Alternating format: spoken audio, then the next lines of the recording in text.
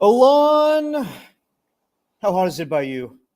It was 117, 116 this past week. I think it's about Woo. 105 today.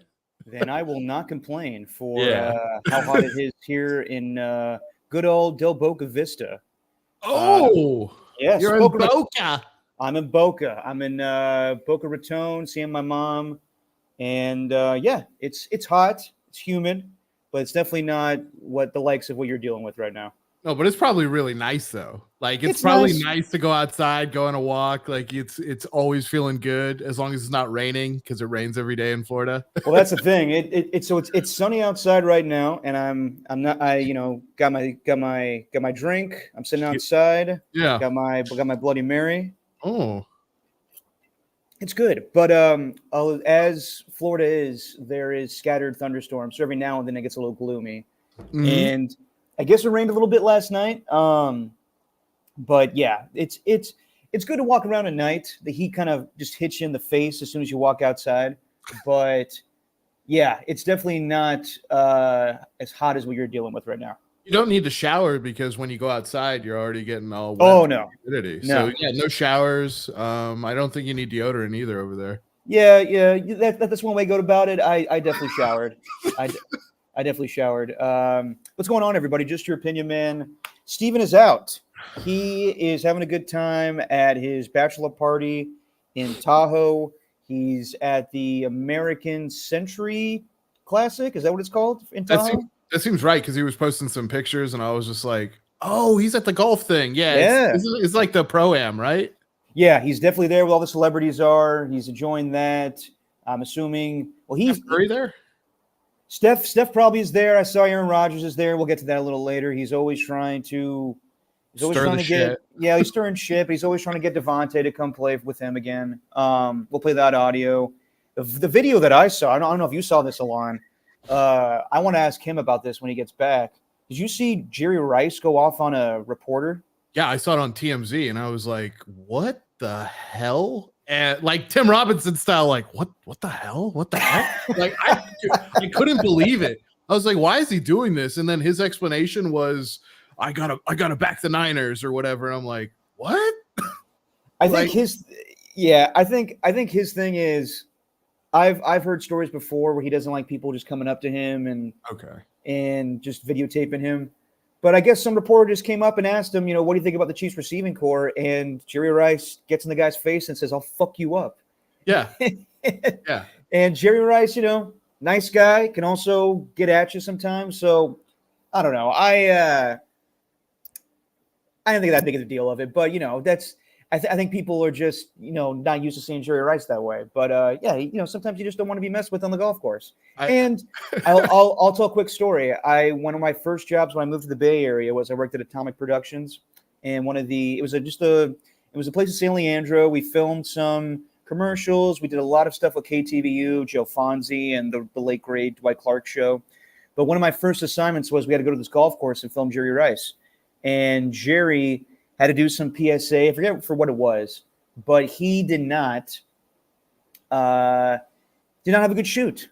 We came to the golf course. We filmed something in like a side room, and he was not having a good day golfing, and he was pissed off and just did not. I forget what he was trying to say, but he just wasn't having a good shoot. He asked us to come tomorrow. We didn't have time to do it tomorrow, so he was just in a bad mood. So maybe when he's not having a good golf game, he's just a little irritated. Okay, so yeah, I guess that makes sense. It's just the question. So reading it without any context, the exact, the question and his response, you're like, well, that's out of left field. This makes no sense. It's like the tamest question you could ever field, right? You're a Hall of Fame receiver, the greatest receiver of all time, and you're being asked, what do you think about their receivers? Like, yeah. So super easy question.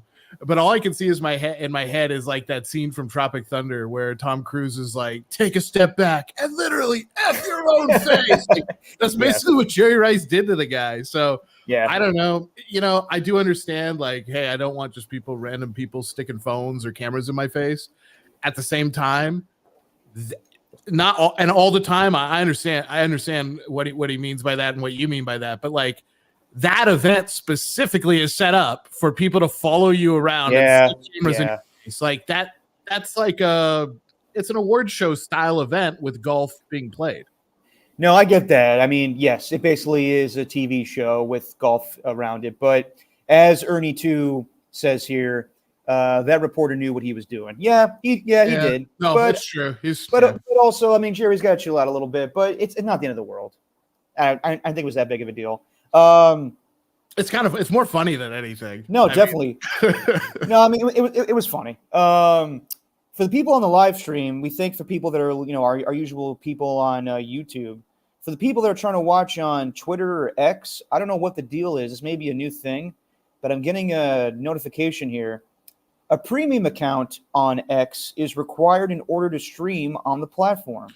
Yeah. Is that a new thing now? It might be, but you have to pay the ransom money to Elon. Come on, Elon Musk. Come on, Elon. Come on. So basically, we can't go live on Twitter if we don't pay extra money for it now. That could be it. That's bullshit. All right, whatever. Bad, right? Well, there goes some of our audience. Fuck that. All right. You get the blue check mark though if you subscribe. To I don't feel like paying that much for pay for verification. Shit. Yeah, exactly. Ridiculous. All right. Well, yeah. As Ernie 2 says, damn it, Eli Manning. No, damn it, Elon Musk. Ernie's not the first person to say, damn it, Eli Manning. No, he's not. A lot of New York fans saying that. Before we get to, we have a lot to talk about. Alana and I watched the first 4 episodes of the Netflix show Receivers, so we'll get to that. We'll talk a lot of Raiders today. But before we get to all that, should we address the elephant in the room that was shot at yesterday? So, I try to stay away from politics on the show as much as possible, but this year it's going to be tough. So, look, yesterday I saw the news. Donald Trump was shot at. I guess they grazed his ear, and was he actually hit in the ear? Yeah, he got hit on the upper part of the ear. Good so Lord. It it whizzed right on him. Yeah, that doesn't sound right. And the shooter was shot and killed. Trump's fine. And a lot is going on about the reaction to it. People on social media saying this and that. It was a planned thing or whatever. Look, I'm not a Trump guy. And I'll admit this too. I'm not even really a big Biden guy right now. Do I want Trump to be president again? No. But do I want him to be killed? Absolutely not.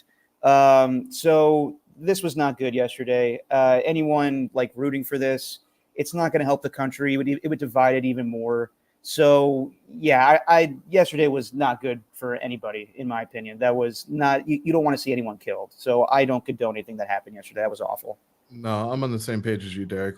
There's no space for that. I would add this. So away from sports, I do study politics and I write about it, and I do a bunch regarding politics. So I'm usually pretty in the know on a lot of that stuff, and I'm getting my PhD in it. But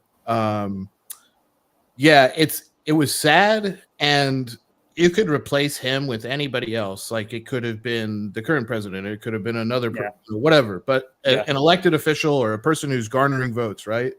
And it's just sad that the process is now starting to be what I fear is I don't want any retaliation stuff. I don't want people. I don't want this to become the new norm. We're just going to start taking pot shots at people like that. And what's scary is, not to get too geopolitical about it, but in Mexico, a lot of people, dozens of people who run for elected offices get assassinated every other year by the cartels and stuff like that. So I don't know, that's a very scary world to live in, and I don't want that to be in our country. So, not to make the show about that, but it's just, it's scary. And honestly, my advice to people, not that, I'm a sage or anything, would be just disengage with some of the social media right now over that stuff. Go try to get away from it. Go watch sports or do anything else.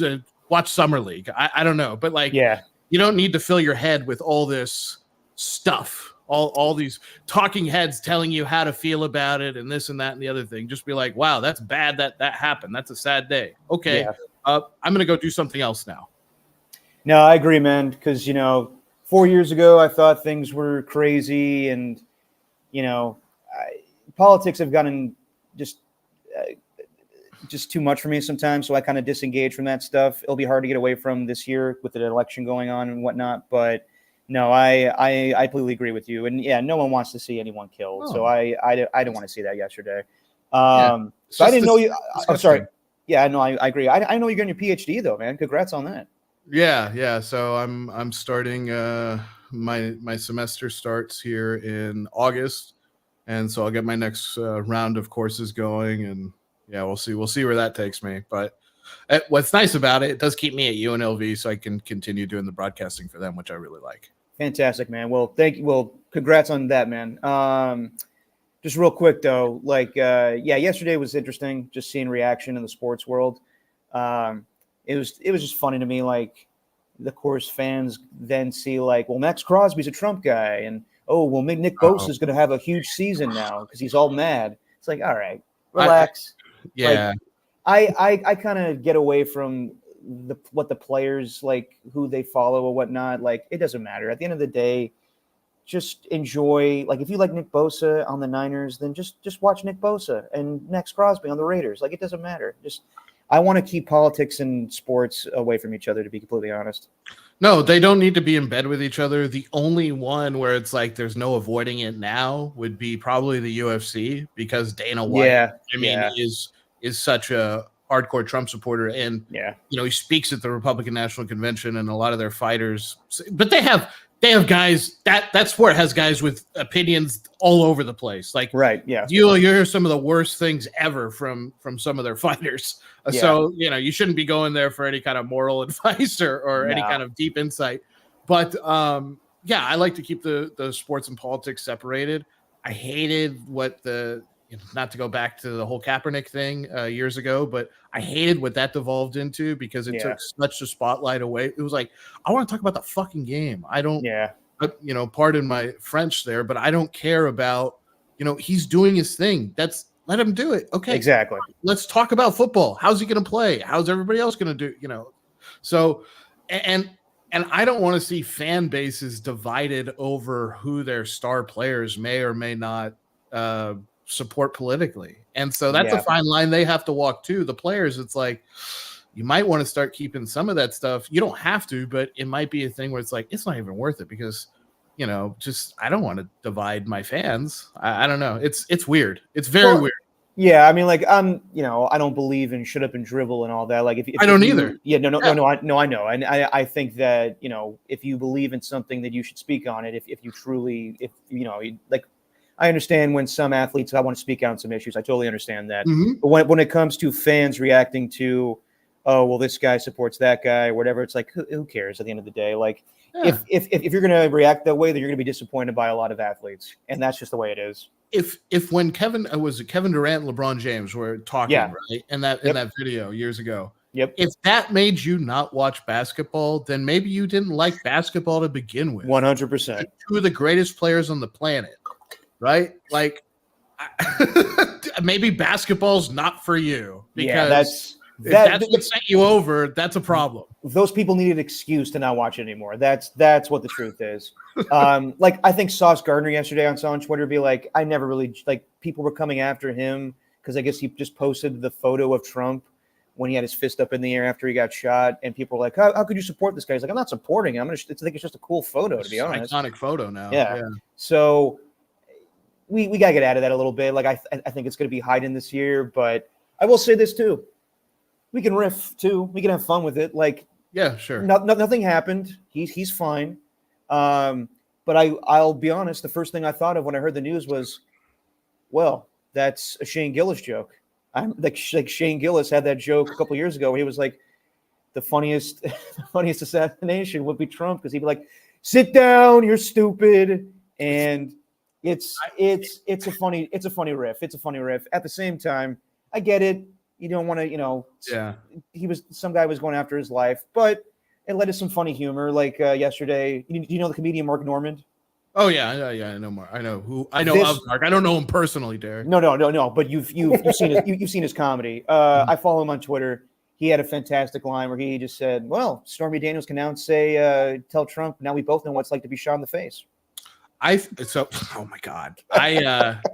Real quick, there was a person who died, including the shooter. So there's two people who died. Okay, well, yeah, as well, and then there were a few people wounded. So like, I don't want to make light of any of that stuff. Right? I know Yeah, you don't fair either, enough. and no one is. I will say this: I thought this yesterday, and I didn't say it to anybody, but I was like, man, I wonder because Gilbert Gottfried's dead, right? And Yes, he is. I was like, I wonder if any of these comedians are going to make any kind of joke like hours after this happened, the way that he did the next day after, or the next 2 days after about 9/11. And he got totally lambasted for it, which is a way worse event, obviously, right? Thousands of people died.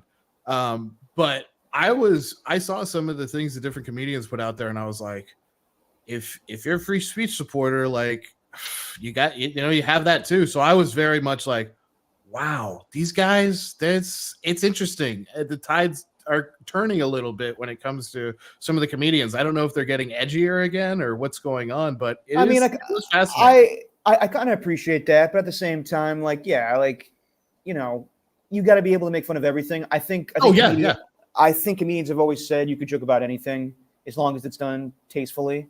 And from what I saw yesterday, like, I didn't see anything from Shane Gillis. I actually don't follow him on Twitter or anything, but from what I saw yesterday, the riffs were in good taste for the most part. There are some people that went hardcore with it, but I don't know. At the end of the day, I'll just say this: I don't condone any violence of any kind. So no one wants to see that yesterday. That's all I got to say about that. It's just no matter what you think of the guy, you don't want to see someone killed. That's just the way I feel. No, it's like anytime there's a shooting event, it's just doesn't matter who it is, what's going on. It's bad. Yeah. And I mean, hopefully everybody agrees on that. No, I would like to think so, but times are weird these days. But should we get to sports then? Yeah, well, no, I mean, if you want to turn this into like CBS News or something, we can do that. I'll pass. I'll pass on that. Let's get into it. So the Receiver Show, I watched it on my flight, my red eye from San Francisco to Boca, and I watched the first 4 episodes. You have 2. What do you think so far, Alon? It's a very different show than a year ago with the quarterback show. It was only 3 guys, Patrick Mahomes, Kirk Cousins, Marcus Mariota. This year they're focusing on George Kittle, Deebo Samuel, Amon-Ra St. Brown, Justin Jefferson, and Davante Adams. So what are your thoughts from what you've seen so far on the show? So I think I like the format of it quite a bit. And I'm kind of a hard sell on some of the, I don't even know what to call these shows. Sports, biography style. I don't know. Sports stocks, reality, sports, stuff like that. Anyway, so it's tough for me sometimes to get into them. This one I'm liking. I think it's interesting. I like the insight that you get. Like I've so far have loved watching all the little bits about St. Brown. He's been very interesting for me. Justin Jefferson still seems like a kid, and so he still seems like he's a college kid in so many ways, which I like. Dude, how much fucking candy does he have in his house? Good Lord. I know, man. Like I don't get it. That actually pisses me off because me and Steven talked about it years ago when DK Metcalf did that interview where he was like, I think he was talking to Kevin Garnett, and he was like, I'm the worst person to ask when it comes about my diet because I will work out, eat a cup or drink a cup of coffee, then just eat candy all day, then go back and work out. And he's like, bro, that's fucking terrible for you. And his physique is ridiculous. Justin Jefferson, the guy's got cabinets full of every candy you could think of. And his mom got it for him. It's in those nice, glass jars and everything like my grandma used to have. So, yeah, and he even said, like, I can get away with that for now. But later on in life, I'm going to have to change my diet up. And he's doing it now. He's got a personal chef. It was funny, though, like watching all the guys. George Kittle's got a wife. Amon-Ra St. Brown's got a girlfriend. Davante Adams has got a wife. Deebo, I believe, has a wife or a girlfriend. And Justin Jefferson's like, hey, personal chef. When's my steak getting ready? And he's just got candy in his house. So the guy's just like living his life at an early age. But yeah, it was just funny to see like Justin Jefferson is basically the kid out of the group. Yeah, and I don't mean that in a bad way. I just mean he's having fun. He's his own guy, and he doesn't have any tie downs the way the rest of the other guys who are older than him do. So I thought that was fascinating. And maybe it's only because of the first 4 episodes, but everything's pretty hunky dory, so to say, with the Niners side of things. And I did look at like what the names of the episodes are later, obviously, because I was like, oh, I wonder how deep they're going to go with this. And they go all the way, it looks like, to the Super Bowl. So I think if you're a Niners fan and you're watching this show and you haven't gotten that far yet, I bet it just gets crazier and more intense the deeper they get into that playoff run. Same for St. Brown as well, because the Lions end up going all the way a game away from the Super Bowl as well. But I like so far. I think here's one of the things. Even though I don't live in the Bay Area anymore, but being around there for so long, being around the Niners and all these different teams over there, I think we know, as Bay Area fans, we know Kittle pretty darn well by now. Like there's not. Sure, the show is illuminating, fleshing things out even a little bit further. But we know George Kittle and Deebo Samuel. We kind of know him more for his on the field stuff and just being such an amazing player and how good he was in college and things like that. So I really like that some of the shine has been put on him, especially with, it's kind of timely in a way over the last 2 years with some of the fake drama, I will call it, of people saying, should he be on this team long term? He doesn't want to run the ball anymore. He doesn't want to be used in these ways. He wants to be a number 1 wide receiver kind of guy. And then with the Ayuk stuff going on. So I did like that the show kind of gives you an insight into who he is. And, I don't know. It seems like that Niners team, it seems like everybody likes each other. I mean, it seems like that, they're a well-oiled machine. So I feel like the best Niners content in that show is yet to come, because the stakes just get so much higher as the season goes on. Definitely. I mean, it will definitely get interesting like a year ago when Patrick Mahomes was in the Super Bowl and you saw all of that. So it's definitely, I mean, I haven't watched the whole thing yet, but I'm assuming Niner fans will be heartbroken and it'll be tough to watch, that last episode where they ultimately lose. My takeaways from the guys involved, George Kittle, he's so positive. Mm-hmm. And he's just fun to watch. Like, he's a great teammate. Like you see in the losses where Brock Purdy throws interception to lose the Vikings, he immediately goes over to Brock and says, "Hey man, there's going to be days like this, and there'll be better days ahead." He's just always encouraging everybody, even in the bad situations. And he's just fun. He's just a fun guy. People that watch football and listen to NFL films know what he's about. So there's nothing new there, but it's just fun to see him. Like, his wife and his family always takes a party bus to the games. So he just has a good time. The funniest part of the whole episode or the whole season so far to me is when they play the Vikings and Harrison Smith hits him in the lower region. And the whole time, for like a good deal of time, George Kittle's like, "Jesus, hit me right in the fucking dick." And then he's telling Harrison Smith, like, you have to hit me in the dick so bad, man. And he goes to the sideline. He's complaining still about he got hit in the dick. And then he turns to his position coach and goes, "Isn't football great? Don't you love it?" So that part was hilarious to me. I just love his enthusiasm. He's just a really, a goofy guy, but also, he'll fuck you up. His blocking's incredible. So yes. It's just been great to watch him. Deebo is just tough. You see what he deals with the injury. I don't think people realized how bad his shoulder was when he had that injury against the Cleveland Browns. And you see the rehab he goes through, the trainers, icing him up and everything. And she's, she's pushing in the right spots. He's like, ooh, don't touch me there. And he's always looking for extra contact. You come away having a lot of respect for Deebo. And, I'm sure Niner fans are watching just how much he puts his body on the line and what could be maybe his last season with the 49ers. We'll see about that. Amon St. Brown is incredibly smart.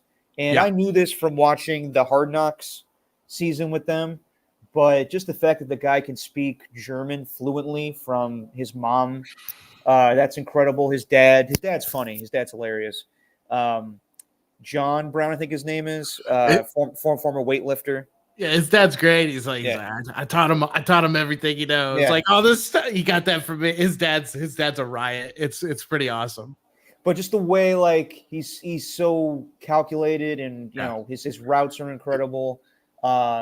Student of the game, studies everything, and yeah, and he's just a smart player. Like there's the game where he's coming back. Well, it's incredible that I guess he tore his oblique in the second game of the year, Yeah. and still he missed I think one game and still powered through and had a fantastic season, his career season, and he comes back against Tampa and plays things kind of gingerly. There's a play where he catches the ball and there's three Buccaneers defenders right there in front of him, and he just goes to the ground and they laugh at him. His teammates kind of give him shit like, "Oh, you just fell down." He's like, "Man, I don't need to take unnecessary hits. Like, Yeah. what do you think I'm less of a man because I went down? fuck that."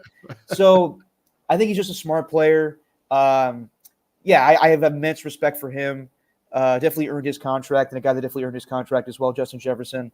The best way I can describe him is he's just swaggy from the chain collection he's got. He puts them on. He turns to Jets, what his nickname, and it's tough to watch him. He gets the hamstring. It's kind of irony, the dramatic irony of it, where he fakes that he has a hamstring injury on a touchdown celebration, and then 2 games later he pulls his hamstring against the Chiefs, and he misses a good deal of the season. So now you see the frustration of him on the sideline while the team's having success. But he's one of the best. I mean, he may be the best receiver in football right now. He's paid like it. So yeah, and lastly, we'll get to this a little bit more in depth. But Davante Adams, the best way to describe him is he's a fantastic player. But from the majority of what I've seen, the first 4 episodes, he is understandably frustrated. And yeah, we'll definitely get to that. But yeah, just your thoughts, Alon, on what I've said so far. So one of the things, back to the Justin Jefferson he's still the king of the mountain, like he's at LSU. Yeah, it's kind of amazing how he's been able to take that side of him with him to the NFL, and he's just so damn dominant. I mean, arguably the best receiver in the game. I guess you could put some other guys up there, but if you're starting a team right now and you had to pick who's your number 1 receiver, I don't know of anybody who wouldn't pick Justin Jefferson. As far as Amon St. Brown, so he had the oblique injury, and it was very interesting hearing them go into it, like how bad it actually was. He's like, basically it's falling off the bone. Like my tissue is like being disconnected from my bones, or however they describe it. So I found that fascinating. And I think this show does a really good job of showing fans, because you'll never get this stuff in season. Teams will never, ever report really how bad something really is. So it's kind of interesting to get a retrospective on what these guys actually had to go through, like the Debo thing with his shoulder. Like, watching it from 40,000 feet, basically, you're like, oh man, he's just putting his body through hell. Watching it through this lens, you're like, oh damn, like this guy, if one little thing goes wrong here or there, they don't rehab it correctly, like you could lose a whole season. And I think there was a scene where they talked to Dan Campbell about not playing Brown in one of the games, and he goes, it's risk reward thing. Like, could he play? Sure, but why would we want to do that and jeopardize the rest of the season, kind of deal? So I thought that was really interesting. I did like some of the scenes so far with Brock Purdy getting pulled in and them kind of getting some quotes from him. The more I don't think he's the most dynamic player, but the guy plays his ass off and does a really good job for the Niners. And when I hear him, I'm like, I can see why so many people on that team like him. So yeah, I mean, my thoughts are it's a really well done show. Yeah. And I guess I'm surprised in a way they've been able to get this much access. I would say that this much access so far. Like we'll get into the Davante Adams stuff, but Yeah. the whole scene where he's going into the X-ray room, like that's Yeah. that's stuff you would never see before. You might hear a story about it later, 5 years later or whatever, when the guy's retired, but that's stuff you would never see, let alone in season, but even after the season. Yeah, that and him on the golf course the day after Josh McDaniels is fired. There's a lot of, I mean, like I don't know what the protocol is when someone's injured, but when Justin Jefferson hurts his a hamstring, he's in the car with the crew the next day, being like, "It is what it is." Like I gotta be supportive of the team. It sucks, but yeah, this is where I'm at, and you sign up for that when you agree to the show. I get that. We'll talk about it more. I mean, I think this access pales in comparison to what's going on with the Hard Knocks Giants show. I don't know if you watched that, Alon, yet. I haven't watched it yet, but Hard Knocks always has a ton of content there. I mean, they get the most access, it seems like. But this show, like Davante Adams on the golf course with Dexter Fowler, which I would know who. Who is he out there with? A former NBA MLB player. I forget who it was, but yeah, they go to his birthday party for his daughter. They have a ton of access here, and that's kind of what you sign up for when you're going to have a crew follow you the whole season. But yeah, I mean the show is interesting. I like the beginning of it where Peyton Manning talks about how receivers are vital to the success of a quarterback, and then it cuts to Randy Moss being like, "All right, I'm gonna take over now." And I like that it shows, receivers have been kind of stereotyped as the divas. We want the ball, damn it. And, it's all about us. And this kind of shows a little bit the tough guys. Not to say that all the receivers back in the day weren't tough. I think T.O. and Randy Moss and Jerry Rice were all tough. But these guys today, they block. They take on a lot of contact. You see the process of, okay, I'm running around, I'm not getting the ball. It's frustrating. It's not like any other position. Quarterbacks are either throwing every play or handing it off. Offensive linemen are blocking every single play. Running backs are either blocking or running the football. Wide receivers are either blocking or running around, getting tired of shit and not having anything to show for it, or they go and get a pass. And yeah, it's interesting to hear, no one's really dogging the quarterbacks in this show. We'll get to Davante and Jimmy Garoppolo. I don't even think he's dogging them there. I just think, they're honest. If the ball's not thrown properly, then I cannot catch it. I can't. Yeah, it doesn't matter how well I run my route or win on every play. About the insight into what wide receivers do every play, I think it gives a lot of people kind of an idea of how frustrating it really can be. You could be playing your ass off and, like you said, nothing to show for it, or a few catches, or when you do get those opportunities, you got to make the best of them, because you don't, even if you think you're open every play, that quarterback might not look at you or see you every play. And so these guys are doing everything, and it does show you just how incredibly, get me the ball. You can really see in the show why receivers say stuff like that. Get me the damn ball. And it's because a lot of the times they think they're open, and a lot of the times they are. That's the really elite ones are. That's how damn good they are. So it does give you kind of a window into, from a fan's perspective, it's like, why aren't you getting them the ball? And the wide receiver is thinking the same thing. Why aren't you getting me the ball? I'm open. Exactly. And most of the time, that's not just a selfish thing. It's just to lead the success of the team. If you give me the ball, we're going to score more.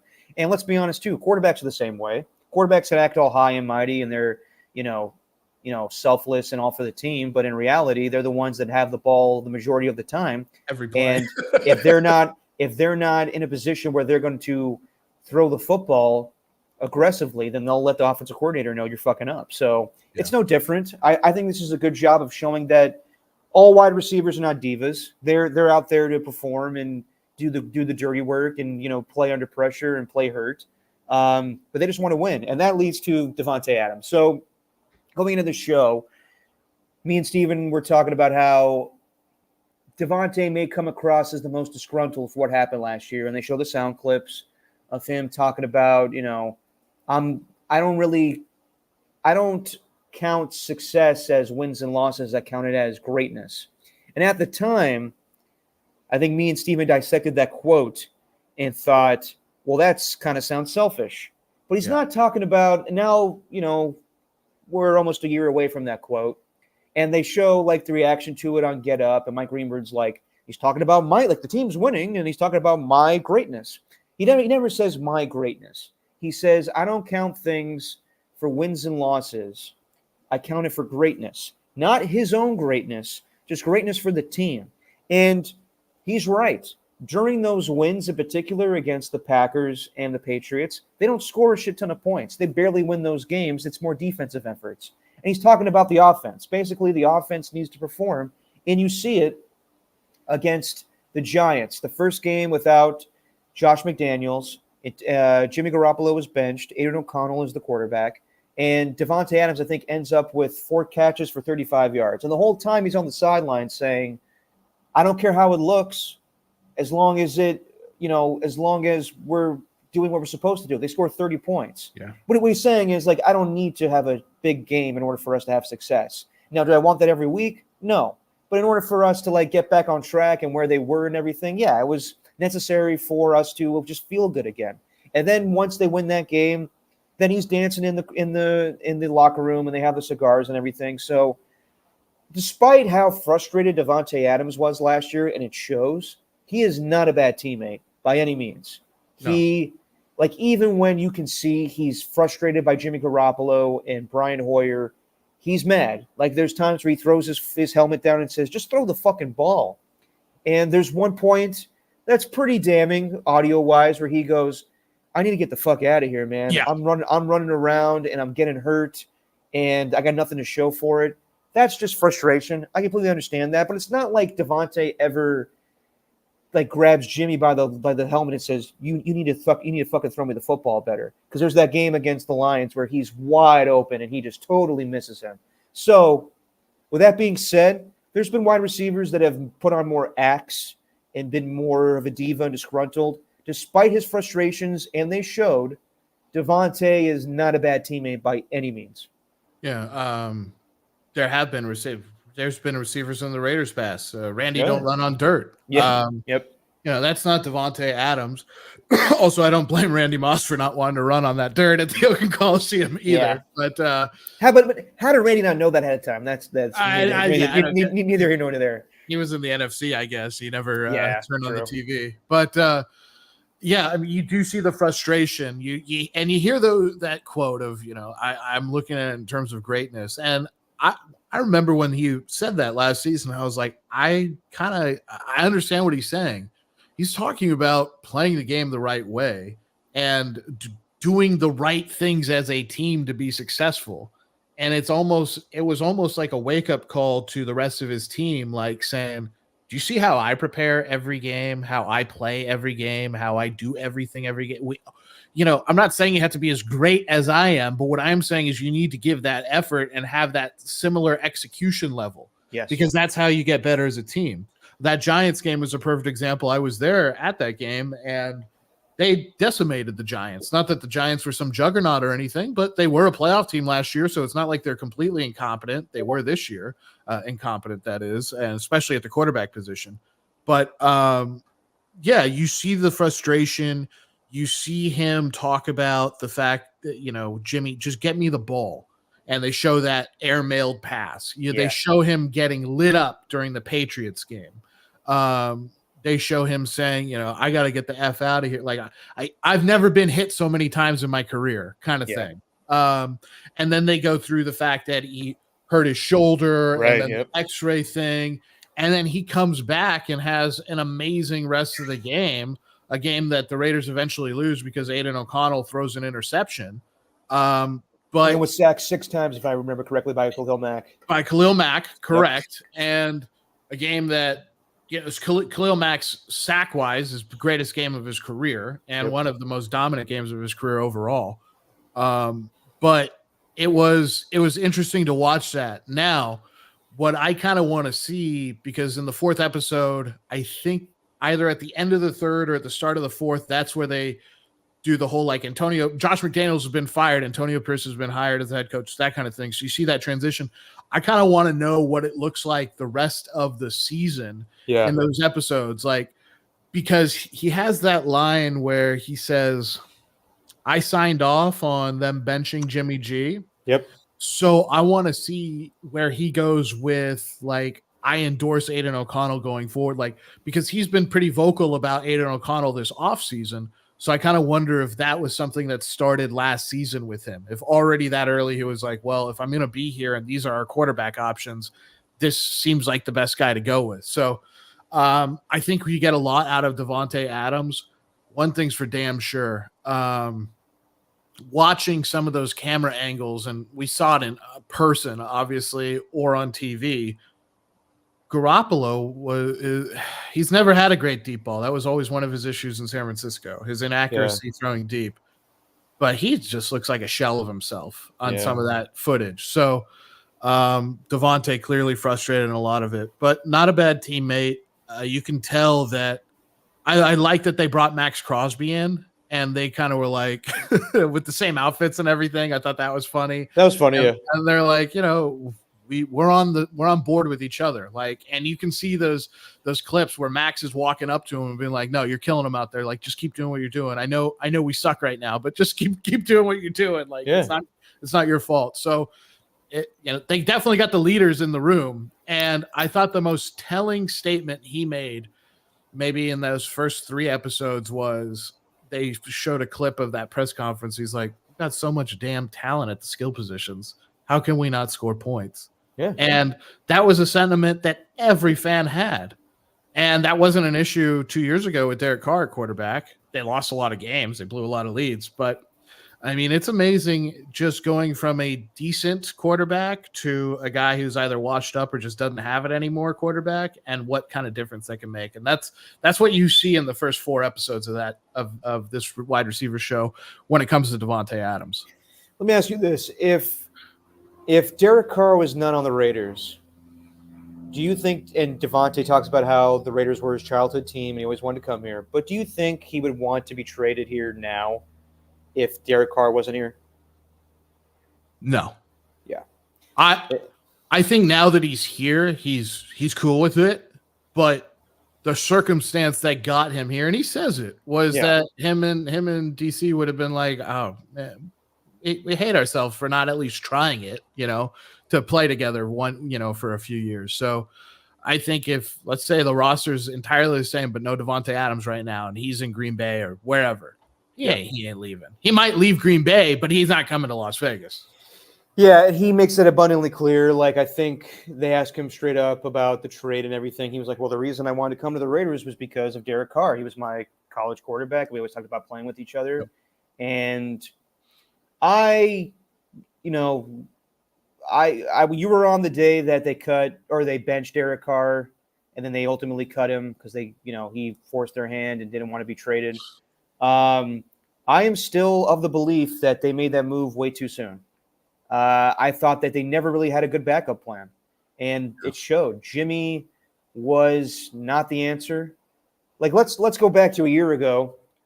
Davante, I forget what publication it was, but Davante had an article, an interview written where basically he was like not fully endorsing Jimmy Garoppolo as quarterback, but wasn't really thrilled about it. And I even remember the day they signed Jimmy, he tweeted out something along the lines of, "Don't ask me about this shit." And then he played it off like, "Oh, I wasn't talking about that. There was something going on in my life." I'm like, yeah, I don't believe that. You were unhappy about Jimmy Garoppolo being the quarterback. And then they talk about it on the show. Jimmy, his foot was not healed properly from the injury with the 49ers. So they didn't have the time to build a rapport in OTAs, and they were just off. And Jimmy was not the appropriate quarterback for Davante Adams at all. No. And he knew that, but he was a good soldier, and he went with the flow. Like they show Josh McDaniels during the games being like, "Thanks for being patient."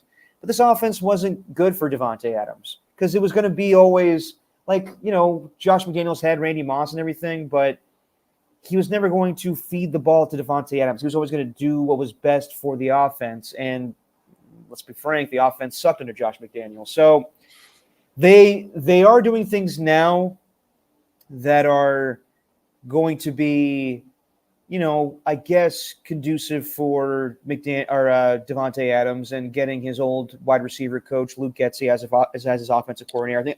I think that's a move to make him happy a little bit. But I do wonder watching the show. I'll watch the next 4 episodes. I've only seen the first half.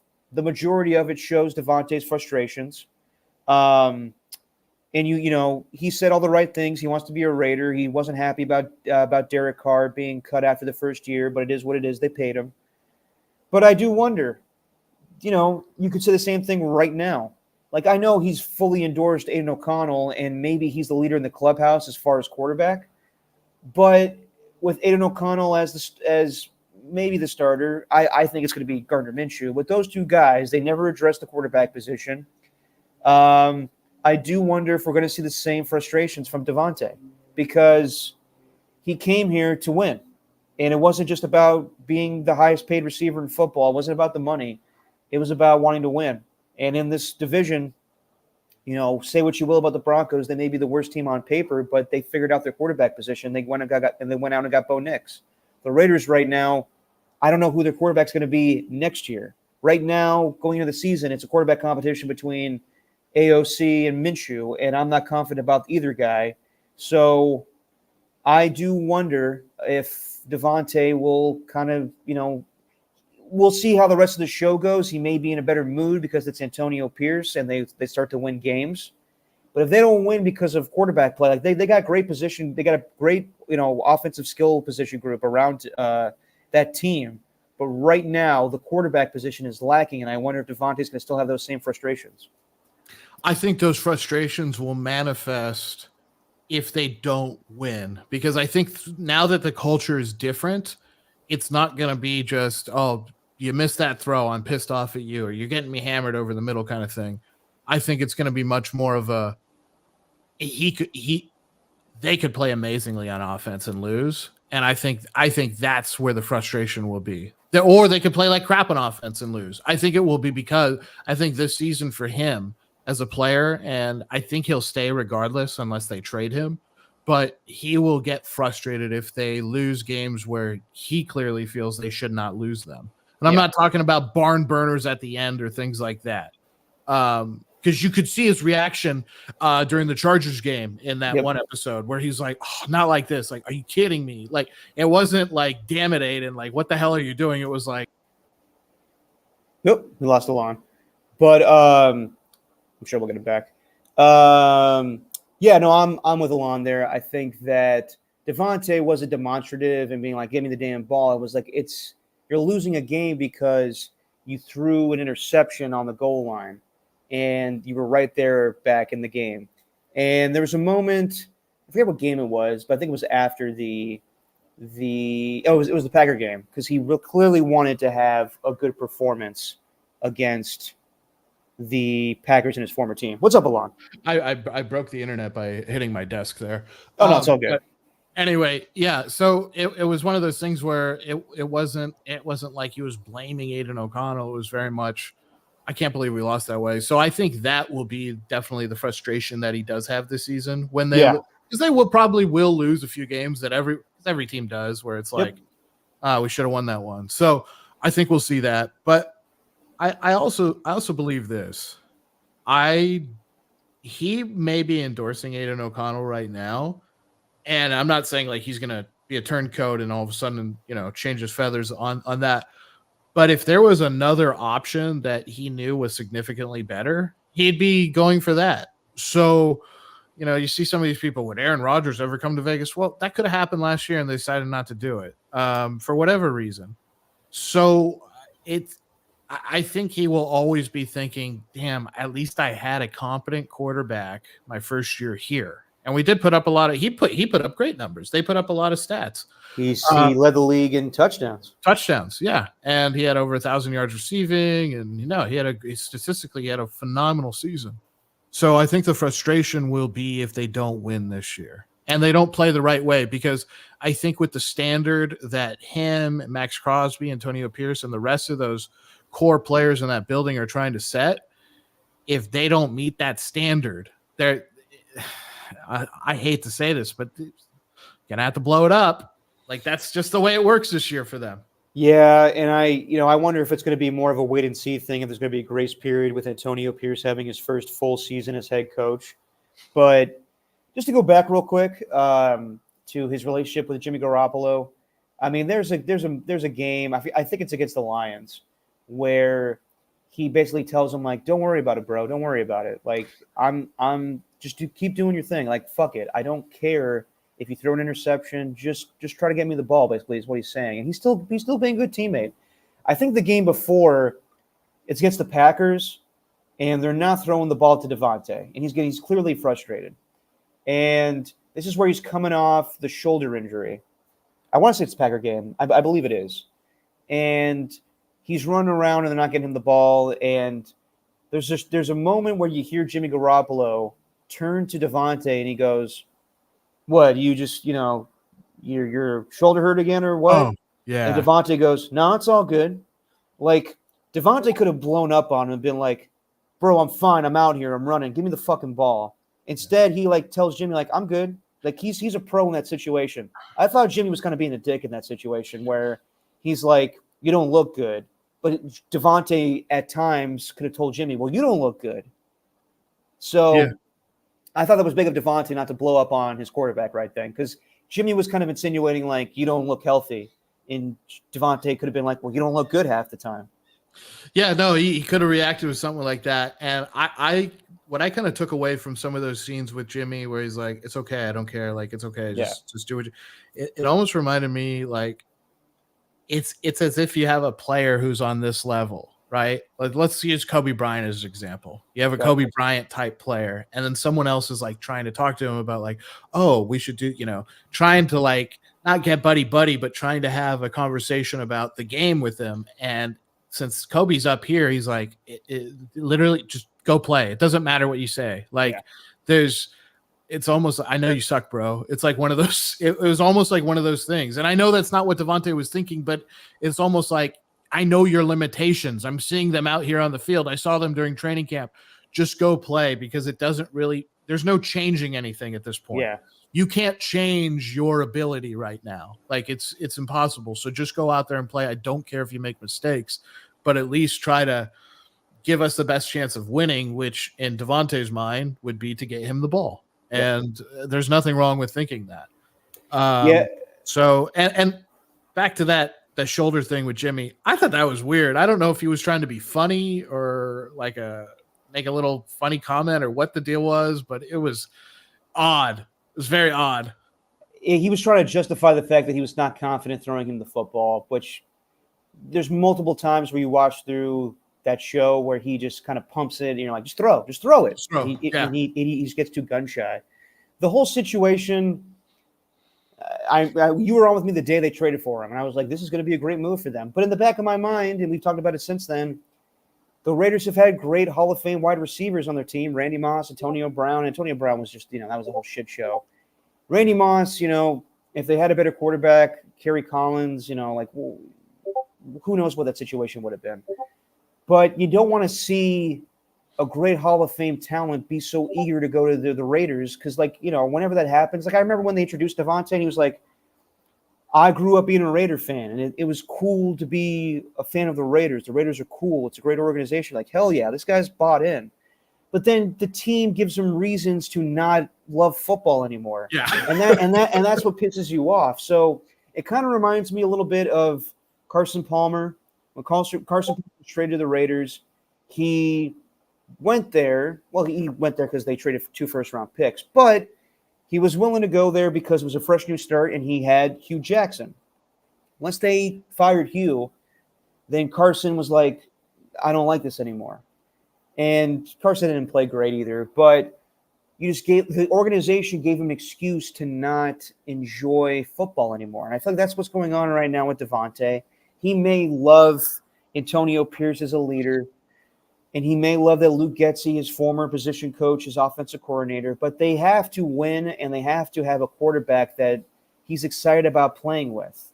So Aaron Rodgers, when Aaron Rodgers did that sit-down interview with Pat McAfee and told the world that he intends to play for the Jets, he basically said, I was all in favor of going to the Raiders, and they did not want me. And Josh McDaniels was more in favor of Jimmy Garoppolo. And in hindsight now, that looks ridiculous. And at the time, I remember Hondo Carpenter saying, like, that's probably not going to happen with Aaron Rodgers. They want to go younger. And if that's the case, then by all means, I get it. Like, you don't want to just, try to go for 3 years with a 40-year-old quarterback. But I would take that now without really having any stability at quarterback at the moment. And I know Aiden O'Connell shined last year, but he's not the guy. I just don't think he's the guy. I don't think Minshew's the guy either. So when you see this, let me get this up real quick. Sorry. When you see this on the golf course at Tahoe, and we've always heard rumors about Davante and the Jets. Oh yeah, this. Yeah. Like a year ago, they made a trade proposal to get him with the intention that Aaron Rodgers would come back at the season. I thought that was ridiculous. But when you see this as Raider fans, you got to think, like, what the hell's going on here? Oh, sorry, audio's not playing. Hang on one second, guys. My pull-up game's not as strong as Steven's. What's up? You think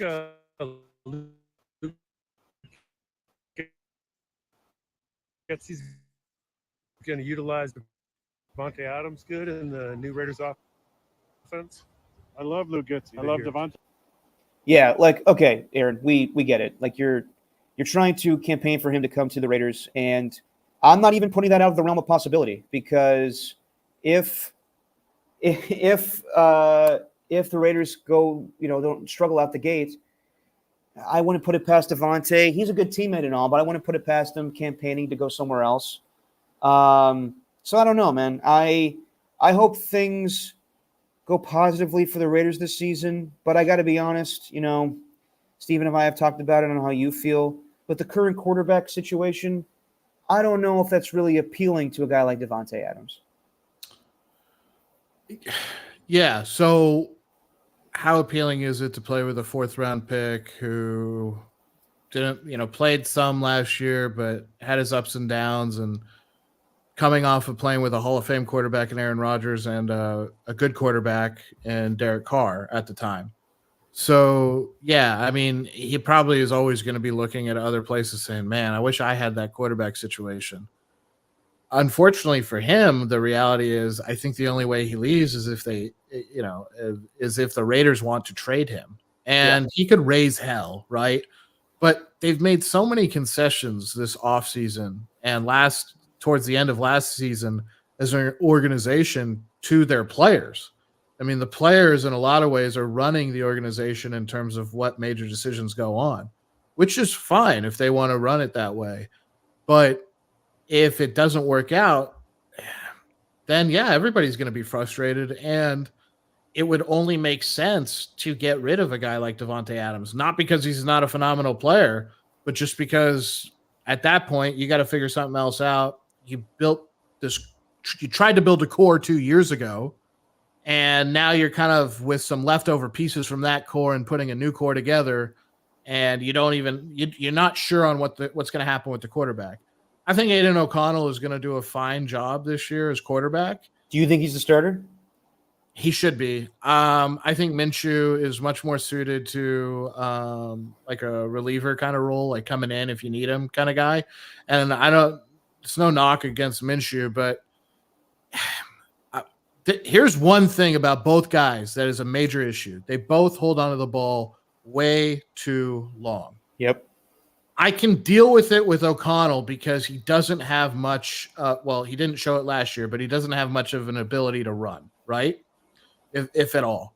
I can't deal with it with Minshew, who is mobile and is able to get out of situations. I can't have him just do that when it's when it's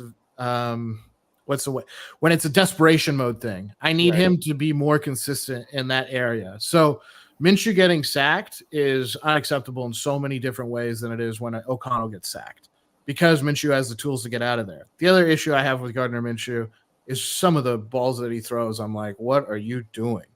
And I could understand a few of the O'Connell had a few of those last year as a rookie, but most of his bad throws that he made, especially towards the end of the season, were just air. It was like, shoot, I don't know how to use my arm correctly because I didn't realize I had this much arm strength because I didn't have this much arm strength at Purdue.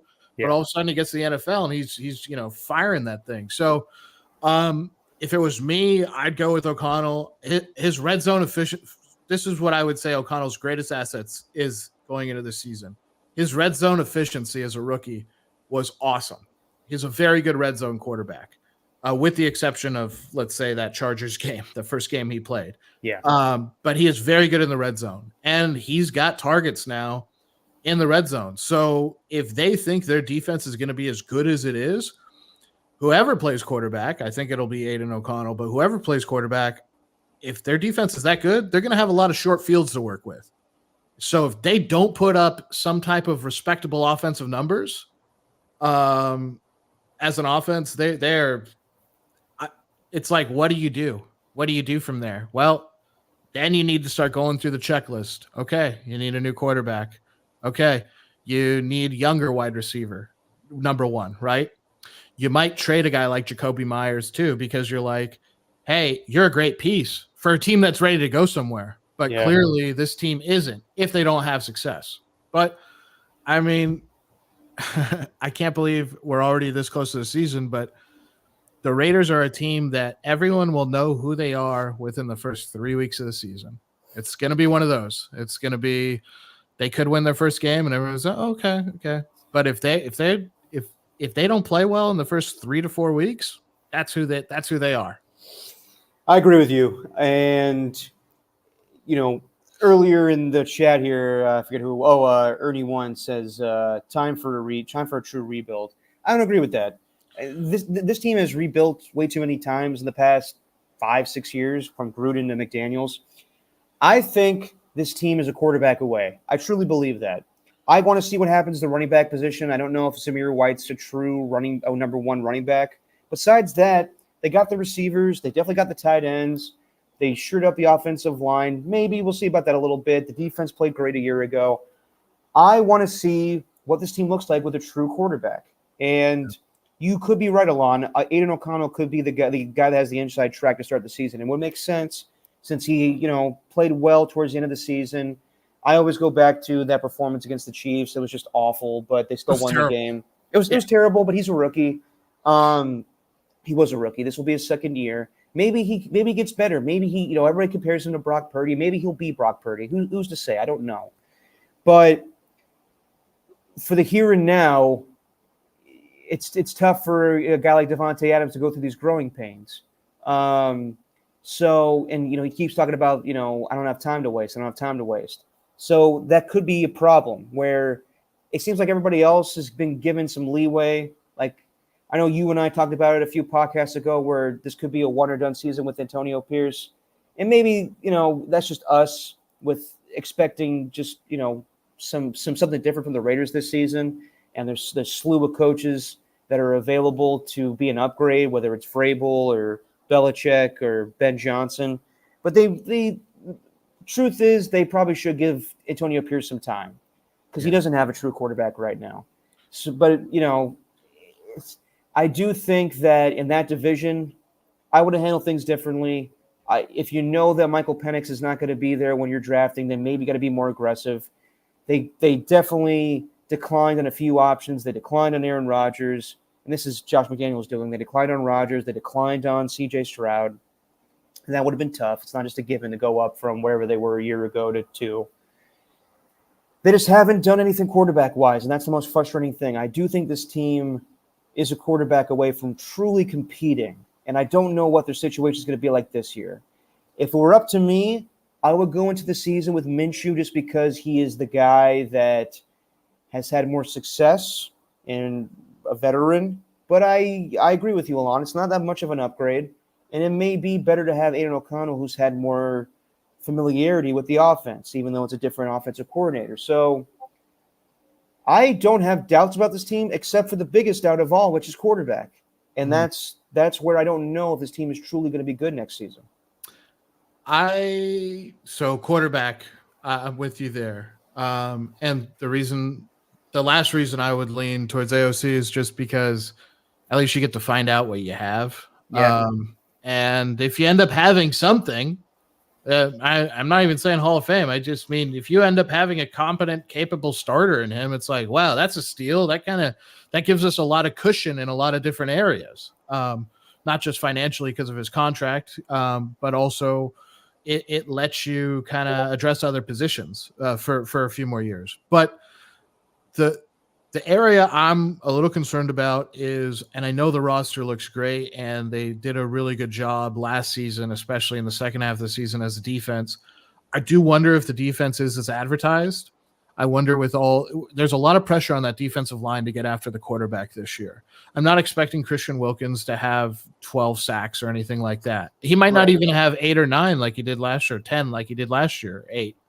But it's incumbent on the other guys that aren't Max Crosby to get after the quarterback. And he needs to have more production. I can't believe I'm saying this. He needs to have more sack production now with the support he has. Yeah. But if that defense is as advertised, it is so similar in a lot of ways to what the the Titans were building at the start of Vrabel's tenure. Where you have a lot of different pieces. You got a defense. You got, they don't have the running back and a Derrick Henry-like guy, but you have stars and guys who could really make a difference, and you feel like you're just one quarterback away. So if you can get that Tannehill level of play, then you are a very competitive team. Not late Tannehill, but early Tannehill. Well, I asked Steven this last podcast. He is available still. Would you take him right now as a third option? If I needed a third quarterback, sure. But I think his time's kind of over in terms of being a very productive player. So, I think the only older guys that I think really warranted a serious look that were available, Russell Wilson, but only for the right team. He ends up going to, in my opinion, the right team. And then Kirk Cousins, just because Kirk Cousins, I was worried about the injury, but I'm like, the guy hasn't had an unproductive season in a long time. Yeah. But that was about it. And Tannehill, I'm like, oh man, the shine got kind of taken away from him. Definitely. But I look at that situation. You're right, Derek. They're one of those teams where it's like, if they could just figure out that quarterback spot, then they have a shot in the arm to do something interesting. Well, that's why the draft pissed me off so much, because it just feels like, all right, Atlanta, you don't need Penix. You don't need him right now. The Raiders needed Penix really badly, in my opinion. And I would have taken either of those guys. The Falcons, I think, would be a good team going into the season with Kirk Cousins or Michael Penix. If the Raiders had Kirk Cousins or Michael Penix right now, then I feel comfortable about their chances this season. But right now I don't. And that's just solely because of the quarterback position. Ernie 2 brings up a question here. What QB would you love to have that would be attainable? Well, I think this is the quarterback situation going into the season, so this is just what we got to deal with Aiden O'Connell and Gardner Minshew. I think next season, I don't know if this guy's the answer, but I would not be the least bit surprised if things go bad in Dallas, if the Raiders are all in on Dak Prescott and they give him that huge contract. I don't know if that would be the answer.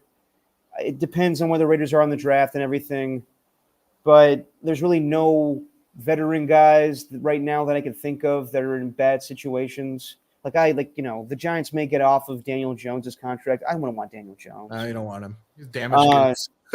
Exactly. I can't think of anybody else that's a veteran that's, you could see leaving a team right now.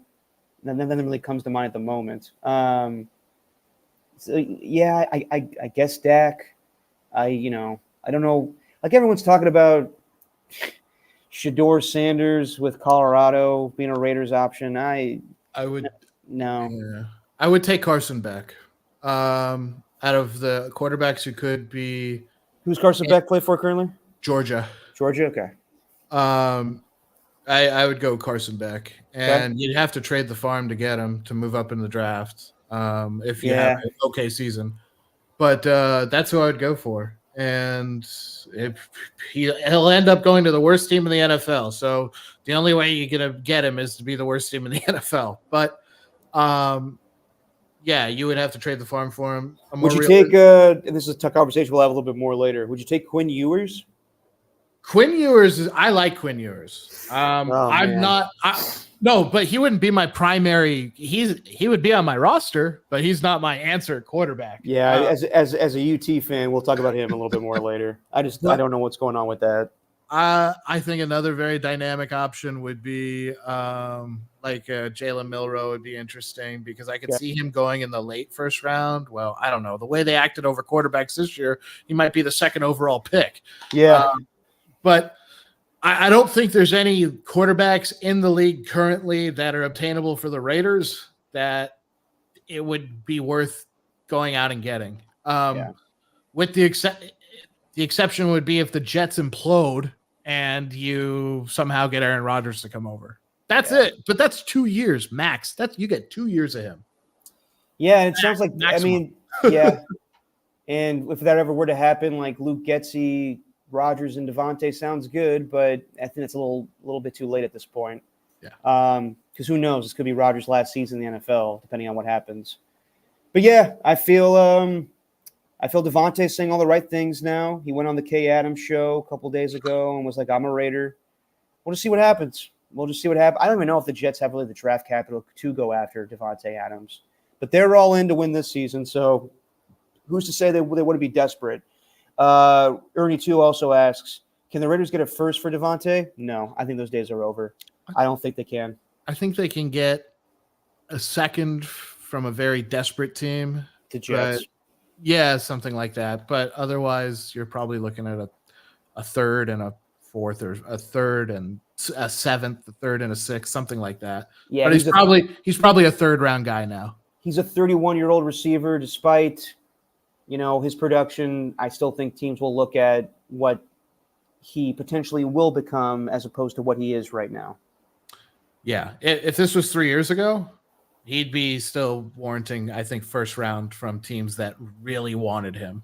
Yeah, I mean, the Raiders gave up a first and a second. Exactly. So I think it would still be I think they gave up a lot to get him, but it would definitely be a first. Yeah. Now I think you're in that kind of third round territory. Yeah. And making the agreement to take on Cap. Yeah. Speaking of, kind of putting a value on players, we've seen that now. Switching gears here to another show, the Hard Knock show with the New York Giants. So you haven't watched this yet, Alon? I haven't watched any of it. No. I highly recommend it because it's fascinating to see the behind-the-scenes stuff as far as just a general manager point of view. This is something I think we rarely see in NFL films because it's in-season stuff for training camp or practices. You never see the off-season. So from what has been shown in the first 2 episodes, it's been fascinating to see Joe Shane of the Giants basically be like, all right, guys, we got a plan for the future. If we don't get Saquon back, who are the guys we're going after? Basically saying all the right things with Daniel Jones. Then he goes to the combine and, goes from his luxury suite to the Patriots luxury suite to be like, all right, what do you guys willing to, move down and move up? He's talking, and it's really fascinating to see Brian Daboll talk to all the quarterbacks in the draft. He talks to Caleb Williams. He talks to Jaden Daniels. He talks to Drake May. They show that? They show that. Like the interviews that they have in Yes. Oh, that's interesting. This is unprecedented access. And I wonder if a team would ever agree to anything like this again because the Giants are on the hot seat. And if it doesn't go this well, then all these guys could be gone. But they show, like Brian Daboll in the episode, he's asking, okay, drop your favorite play. And Caleb Williams, nails it. He says, this is the play we run at USC. He draws it up. It's perfect. Jaden Daniels draws up a play. Then he goes, he asks Jaden Daniels about just like a everyday question. I forget what it is, but he just like a get to know you question. And while Jaden Daniels is telling a story, Brian Daboll goes, stop, recite that play back to me again. I just told you 5 minutes ago. And he goes, and he nails it, but Brian Daboll puts him through the ringer. And Drake May shows how smart he is. Like he gives him like a play to recite and he gives him the terminology and Drake May's like, okay, no, I get it. And you can see why if they show it in this show, you can see why the Giants were willing to entertain an idea to get a different quarterback, because all these guys are incredibly smart. Is it going to show, their potential in the NFL? Who's to say? But Brian Dable's, like, when he's testing all these guys, it's very interesting. And the bigger takeaway from all this is it just too much? Like, I know you were talking about maybe too much access in the receiver show. It's thoroughly entertaining to us as NFL fans. Oh, yeah. But if you are a general manager or a coach, or even any of these quarterbacks that are being interviewed in this process, and you're like, well, they didn't take me. Like, they didn't take anybody. And in the end, they took Malik Neighbors. But if you are all these guys and you watch this and you're like, well, they clearly just, they're showing this to have smoke screens. Then how does that make you feel? Like, it's just, I don't know if the NFL could force teams to do this. I don't know what the protocol was for the Giants being involved in this, but it's extremely fascinating, the access that they're given. Like, I don't know if you've seen this clip, Alon, but they show Joe Shane at the Senior Bowl. And Dan Morgan, former linebacker for the Panthers, new general manager for the Panthers, is having a casual conversation with him. And he goes, would you be willing to give up 2 first picks for Brian Burns? And this is just casually brought up. And that is spoken at the Senior Bowl. NFL Films has this access. If that gets out prior to free agency, then they're fucked. Yeah, you lose every bit. Yeah, there's no deception anymore. Everybody knows what you're trying to do or what you're even thinking about. Even like there's at the end of the second episode, there is a phone conversation between Joe Shane and Saquon Barkley. That's cringy, but it's incredible. You hear this. Saquon basically is like, Joe Shane's like, what's up, Saquon? Hey, what's up? So you doing well? You just you chilling in the off season? Yeah, I'm getting my work in. All right, great. So yeah, we're gonna let you test free agency. And he's like, well, I appreciate that. And then he's like, but do I have your word that whatever offers you get, you'll come back and talk to me? What?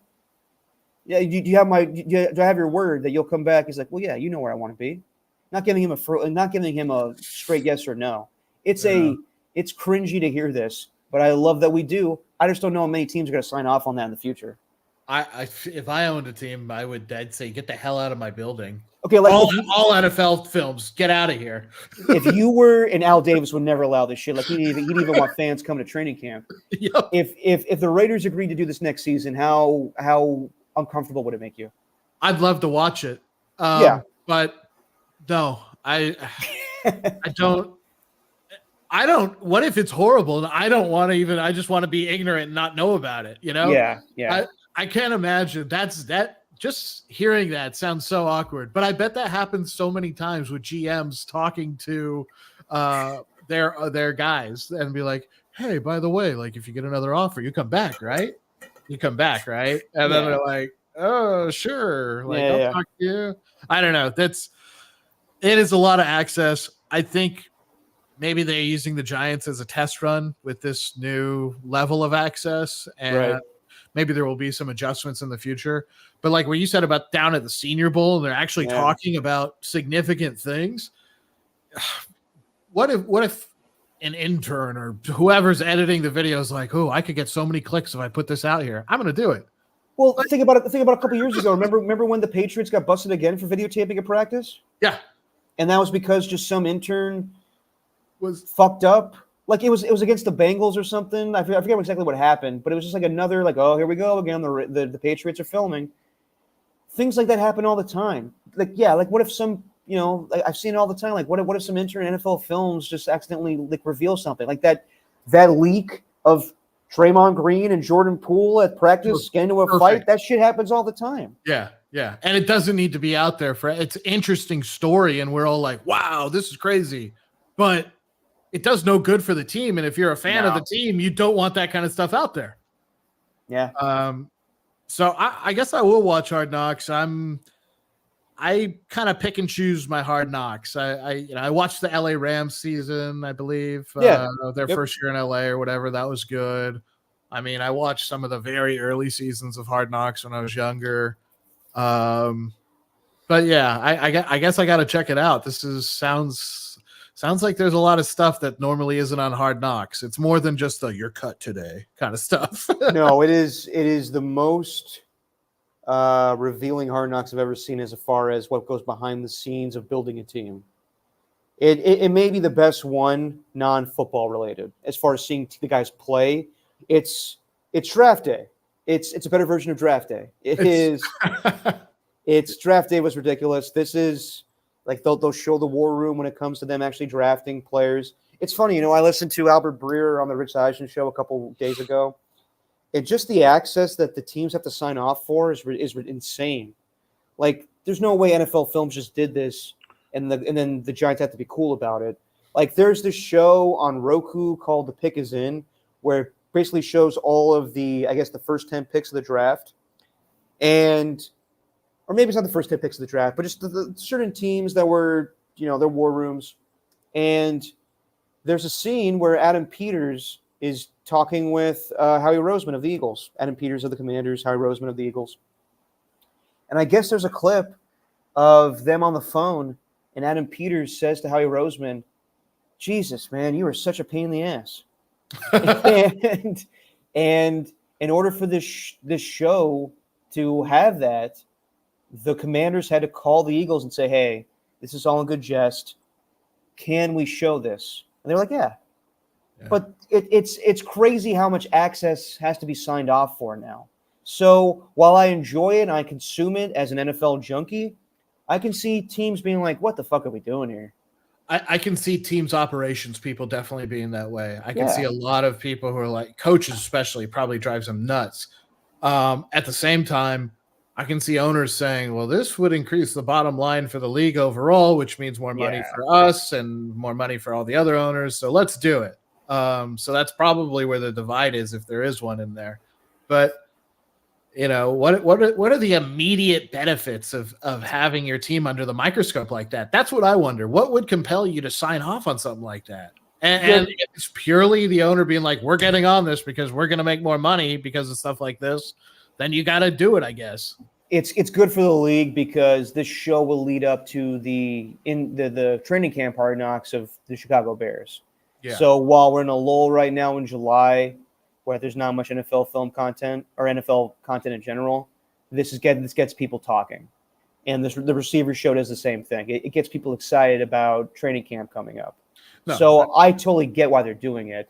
But if you're a team, if you're Saquon Barkley, you're like, damn, these conversations. Like, I wonder if he was told, like, these conversations I'm having with Joe Shane about my future are being, broadcasted to the world. It's being recorded for quality assurance, Saquon. Yeah.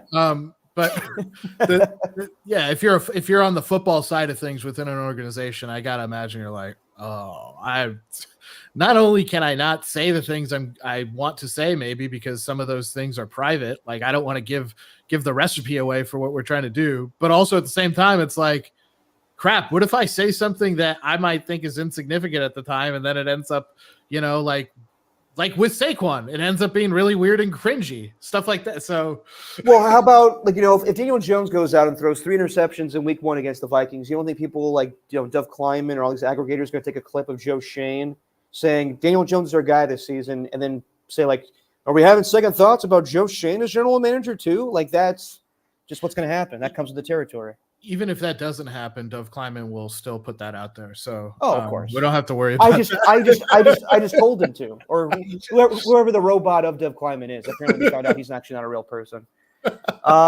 Switching gears here real quick to college football. I wanted to bring up some college football stories with you, Alon, because you watch more college football than Steven does, and I can actually talk about it with you. SEC, we got to stick together, Derek. We do, yes. Oh, Jesus. Welcome to the family. Yeah, we'll be the stepson bastard child of the conference because I don't feel like we belong. What do you? This is not football related, but what do you think of Mike Gundy at the SEC conference meetings, where I forget the guy's name, Ollie, the running back for the player who got in trouble for DUI. Yeah. Mike Gundy came out and defended his player, and look, driving drunk is never cool, in my opinion. I understand what Mike Gundy was trying to say. So basically, he was like, I'm not suspending the guy because if we're treating these guys like adults now with NILs and all that stuff, then they should be treated like adults. And I think, the punishment already is for him coming here. So he came to the meetings with him. And just the embarrassment. But then the problem I had was then Mike Gundy's like, it's hard for people to judge when they are drunk. Like, when I was, a younger man, or I don't even know if he said a younger man, but there's been times where I've done that a million times where I've had 4 or 5 beers and I got behind the wheel of a car and I thought it was good for myself. When you say that, I understand what he was trying to say, but you can't include that. Like, that makes you sound like, like you drive drunk all the time. Well, yeah, he said I've probably done it 1,000 times. Yeah. And then he started getting into the alcohol legal limit in Oklahoma. He goes, so it's 0.08, he's at 0.1. I don't know, 4 or 5 beers, I'm right there with you, Derek. I know what he was trying to say, and that is something that you would tell people maybe behind closed doors if that's how you live your life. But to say that at media day, and put that out there, and all I could think was, damn, Mike Gundy gets after it, or used to at least. But you can't say that because it's horrible. It's not only is it the most preventable thing you can avoid drunk driving. It's called don't drive when you're drunk, and it's as simple as that. It's called Lyft or Uber. Yeah, it's anything. Don't drink. You have so many options. No one's forcing you to drive drunk. Or God forbid, I hope not. But anyway, like for him to say that and be like, well, he's an adult. And then he goes, so I want to do what's best for him. And I'm like, that's how you treat a child, not an adult. Yeah. So can't have it both ways, but just like the worst gaffe of all time. It's basically like, come on, guys, we've all done this. No big deal. Like, and whether he thinks that or not, he cannot say that to the media. I love Mike Gundy in 2006 when he had that fantastic press conference of, I'm a man, I'm 40. Ever since then, all of his press conferences have gone downhill. It's true. Well, and to piggyback off them, I'm a man, I'm 40, come after me. Yeah. I love when he goes, call some kid fat.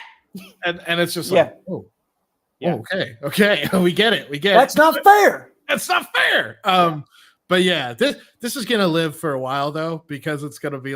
I mean, I'm sure the Mike Gundy like in a bar photos are gonna come out sometime. Mike Gundy, someone's gonna Photoshop a beer in his hand on the sideline, like after he calls a bad play or something like that. So I've probably done this 1,000 times. Yeah, exactly. Like, social media is unforgiving these days. But classic college football. That's all I have to say. Classic college football.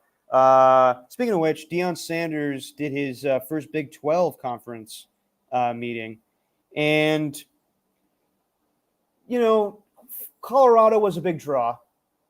No doubt. The first couple of weeks, they were the talk of sports, really, because of how unique they were. And, you never seen really, this representation in college football before from a head coach perspective. But let's be honest too, they also won only 4 games a year ago. So they had a bunch of hype and then it was gone like that. They got beat up on by USC and Oregon and even Stanford. So now they go to the new conference, Big 12. And Deion talks about how this team is going to have a big target on their back and he's going to be judged differently than most coaches. And when you just hear those words, you're like, oh, come on, Deion. But he goes into how really and honestly about how the way that our team is perceived and the swagger that comes with the territory and who he is with being a Hall of Fame player and what he says to the media and stuff like that. So I actually respected what he said because it's not so much like, woe is me, I'm judged differently as a head coach. It was, I'm judged differently because I'm Deion Sanders. I had a name for myself before I was head coach of Colorado football. And I know that I put a ton of pressure on these kids because of who I am. And I welcome it. I welcome my players having a lot of swagger and my son being boastful and all that stuff. But it's also comes with the territory of they are student athletes. So if they don't perform well GPA wise, then that's on me as well. So while on the surface, if you read those comments, people are like, "Oh, there's Dion just complaining." Yeah. No, I think he's being truthful. I think that yes, he is judged differently because of who he is and kind of the media attention of Colorado. He's right in his assessment. And there's some people who think, oh, he's building in excuses already, or he's, thinks so high, it's arrogant in a way. Oh, I'm going to get treated differently, things like that, because I'm so amazing or whatever. But yeah, he has put a lot of pressure on that team with some of the things he's already said. And I'm not saying these are bad things, but when he goes out during a press conference and says, you better beat us now because this is the worst we're ever going to be, like, you're already setting pretty lofty expectations, not only on campus, but everybody else who plays against you is going to look at that and go, let's go beat the crap out of these guys. Yeah. So they do have a target in that sense, but I know they fizzled out horribly last season. They started off hot. They get ranked because they end up winning, and but they beat TCU, and yeah.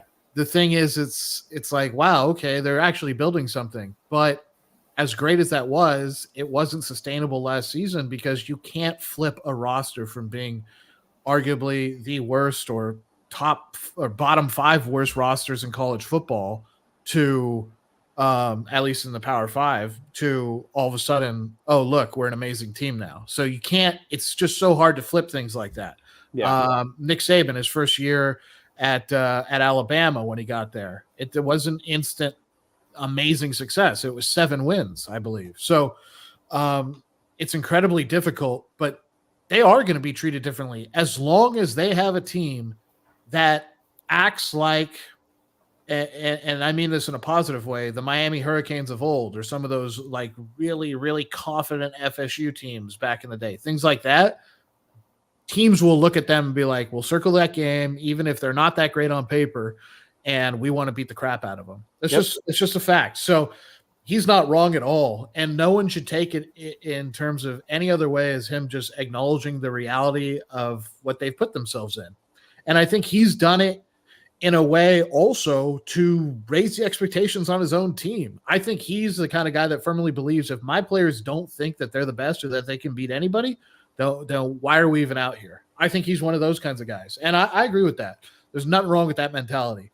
The only problem that could arise is, man, what's going to happen when you have to go against some really good teams and you could possibly get the crap beat out of you? How do you respond to that? How do your players respond to that emotionally? How does your reputation as a coach hold? How does your recruiting efforts hold up?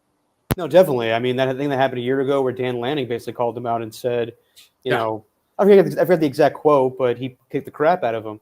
And that, I think a lot of people were tired of the act because they knew that they weren't really the best team in college football. But it was entertaining. I loved watching them the first 3 weeks. That game against Colorado State was incredible to watch on a Saturday night. But after that, it was downhill. So if you're going to walk the walk, you got to talk the talk. And that's just what it comes down to. Now, going back to the Raiders real quick, the meetings were in Las Vegas, and Dion said that he would love for his sons to play for the Raiders. And he's going to have a meeting with the Raiders, which I thought, like, how could you have that already? How would you feel? I'm like, if Dion, how would you feel if Dion becomes basically Archie Manning, where he is going to dictate where his sons go in the draft, and Shedeur Sanders has to show a lot more for me to even consider him being a first-round quarterback? How would you feel if it turns into the whole thing of I want my sons playing for the Raiders? He can want that. Shadeur's a dynamic player, and he can do a lot of things. I wonder what he would look like with a team that is actually really good. Yeah. His offensive line was putrid last year. He's under duress more than any other quarterback I can even think of in college football, at least in the big conferences. And he still made amazing things happen. I think he's under pressure like 40% of his snaps. So there's clearly ability there and escapability too, if he's able to have success with those kinds of things happening around him. But if he turns into, the Manning patriarch, like a style of being a father there, I don't. I think that puts a lot of undue pressure on your child who's Yeah. trying to make something of themselves. I mean, not the other extreme would be LeVar Ball. When he was basically going on TV all the time and campaigning for his sons and all this stuff, it's just like you could really sabotage your own kid's career when you do that. Or even now with LeBron and Bronny, honestly, like Yeah, LeBron and Bronny. indirectly drafting your own son on the Lakers causes a lot of attention to him. Yeah, no, that's another great example. And one summer league game or practice or scrimmage or whatever that doesn't go right, and everyone goes, "Oh my gosh, this is nepotism. This is what it looks like." And I don't think you want to do that. But I'll say this about Deion Sanders: if anybody in the NFL could reverse recruit for their son, basically go out there and campaign for their son to be on a certain team, it would be him. Yeah. Because the guy is one of the greatest players of all time. And there will be teams that are like, just to have him around our organization is a bonus. And his son's pretty damn good too. So nothing wrong with this. But I don't think that's – I think if you're a serious organization, I don't think that kind of effort is going to affect your drafting. I just don't, because there's too much at stake to take a flyer like that, regardless of the talent level, because of what someone's father says. Yeah. No, I agree with you. And I think that a lot has to happen this year. Like, I know there's already mock drafts being out there, like Shedeur Sanders to the Raiders. I'm like, just hold your horses on that. And also, Shedeur comes in with a lot of swagger and a lot of confidence and a lot of unnecessary teammate bashing. Like I saw, like I guess like a guy was talking about Deion and just how he didn't think he was fair as a coach, and then Shedeur went to Twitter and be like, "Well, he was ass anyway," or whatever he said. Yeah. And you can't have that. Like with men like Davante and Max Crosby, they'll put you in your place real quick. Yeah, you can't have that kind of stuff in the NFL for sure, because it's just it doesn't work. And let's be honest, when you're a quarterback, you got to have a little more grace. That's just the reality of it. You got to be a leader of men, and you can't really do that stuff.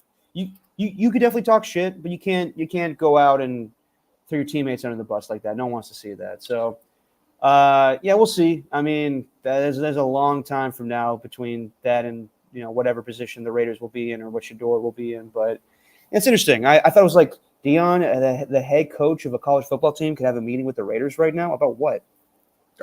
Maybe he's gonna go hang out with AP. I don't know. That's totally fine. But I don't want to treat it as like a recruitment trip. Like that's ridiculous. No, I'm assuming that he's already talked to everybody he knows in the league personally, and is saying, my son's really good, so when he's available, you guys should draft him. But it's not going to affect anybody's decision. No, and I think also Deion's a smart guy. Like, he says all this stuff. He may just give his sons advice, but I don't think he's going to be the type of guy to be like, don't go there. Like, we'll see what happens. Anything's on the table with Deion. But, it'll be interesting to see what Colorado looks like football-wise this year. And then it's coming up July 19th. I guess 5 days. NCAA football on EA Sports will finally be out for the first time in, when was the last game? I can't even remember. I think I was still in college. I think it's been a solid 10 years. 2013 or 2012, maybe 2014. Yeah, something like that. So the game's coming out, and I can't wait. I'm definitely going to buy that. It's been a long time. And I guess I didn't know this prior to the announcement, but I guess that Arch Manning was not going to sign off on his likeness being used for the game. And then, guess last week, Eli Manning and Arch Manning are in a commercial for the game, and Arch is saying that he's going to be in the game, which is awesome. I can't wait for that. I was at a barbecue last weekend, Alon, and we were talking about college football and everything, and our good friends Alexander Scott and Cody Elias were talking about the upcoming college football season. And they were talking about who could be the number one pick in the draft next year. And they brought up Carson Beck. They brought up Shedeur Sanders. Then Alex goes, even Quinn Ewers. And I'm like, Quinn Ewers? What are you talking about? And he's like, well, yeah, he's going to start. And I'm like, no, he's not. No, he's not going to start. He's like, yeah, he is, dude. And I'm like, what? It's already been set in stone. And he's like, and everybody at the party was basically like, dude, Quinn Ewers is going to be the starting quarterback. And I'm like, what the hell? What was the point of Arch Manning going there? And I know you watch a lot of college football. I know Alexander Scott watches a ton of college football. Everybody has this opinion of Quinn Ewers like he's going to be a first-round talent. I see it at times, but I don't think he's that good. I think in that playoff game, he was totally outplayed by Michael Penix. They needed to run the ball in order to go score for score in that game. I think Quinn Ewers is okay. I think he could be a solid second-round pick in the draft. And I was always puzzled by him coming back this year. And I know people are like, well, they went to the college football playoff. He's got to get the starting job again. Not when you have a Manning on your roster. I think this guy could be the real deal. And I wouldn't say this unless not NILs, when transfer portals was such a big issue in college football right now. This kid could walk at any time. And you don't want him there to put asses in the seats. There's so much problems right now with Texas football going to the SEC that you want to have a detraction like this. So to me, the talk of Quinn Ewers being the starting quarterback is insane. But I could be alone here. I think Quinn Ewers is going to be the starter. God damn it. Yeah. So he does have a chance to be a day one guy if his season goes really well. A lot of teams think he's like a first round. He has franchise potential. I think there's a lot of other quarterbacks that are better than Quinn Ewers, but Quinn Ewers is good. I'm not saying he's bad. But I understand what you're saying. You're like, we have Arch Manning, and I don't really want him to leave because he could be the future of Texas football. Yeah. So why aren't we doing everything and humanly possible to make sure that he's happy here? Maybe there's some agreement where, I don't mean a set in stone agreement, but maybe he is like, look, I don't mind waiting a year, right? Maybe he doesn't, especially after having an exodus of the two best receivers on the team, and maybe wanting to see how things work roster-wise with the program. And you're thrown into the fire going right into the SEC in your first season. I get that, yeah. Exactly. That being said, this idea that Quinn Ewers is some franchise court right now, that he's some big franchise quarterback prospect, I don't buy it at all. He will get drafted because he is good and he plays for a powerhouse team, and he probably will put up good numbers. But I mean, what? He's thrown in his 2 years with Texas like 40 touchdowns ish. I don't know. Steve Sarkisian's your offensive coordinator, and you've had 2 years as a starter, and you've thrown 38 touchdowns, 37 touchdowns. So, I pumped the brakes on Quinn Ewers, but that is very funny that you were like, why not Arch Manning? And everybody else there is telling you, Derek, it's going to be Quinn Ewers. But that doesn't mean, real quick, that doesn't mean that Arch Manning might not play. Oh, yeah. Because there could be a short leash. The other thing I will say, Alabama had a similar issue in some ways when they had Jalen Hurts and Tua on the same team. Yeah. That being said, Jalen Hurts has now turned into a really wonderful NFL quarterback. And, he was a Heisman contender when he went to Oklahoma, and he was pretty damn good at Alabama. But he didn't get that starting job when he probably still could have over Tua. But Tua won a national championship. That's why. Yeah. So it could be a situation like that. I think there's going to be a lot of pressure on any of the coaches for Texas when they're asked, because the media is going to try to drive that wedge. They're going to try to say, well, why not have Manning come in and play? And then Sarkisian on this field will be like, it's not happening. Quit asking. Quit asking. I'm not doing it. Like Nick Saban did. Yeah, exactly. But anyway, like, it could be one of those. Oh, you only won by 17 points. Do you think you could have got more if you would have made a quarterback change? So, I don't envy that position. But if they think that everything's going to be fine going forward and they don't need to put him into the fire now, then don't do it. But there's always that risk now with the way transfer and NIL works that he could go, you know what? I don't really like Texas anymore. I go somewhere else. Yeah. Damn. Well, I'll prepare for Quinn Ewers to be the starter, but like you said, there definitely could be a chance. Like week 2, if they go to Michigan and they get their asses kicked, I wouldn't be the least bit surprised if the questions arise about Arch Manning.